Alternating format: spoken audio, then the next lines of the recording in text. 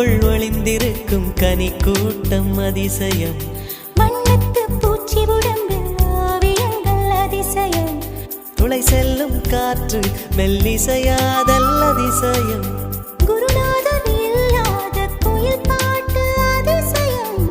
அதிசயமே அசந்து போகும் நீ எந்த அதிசயம்.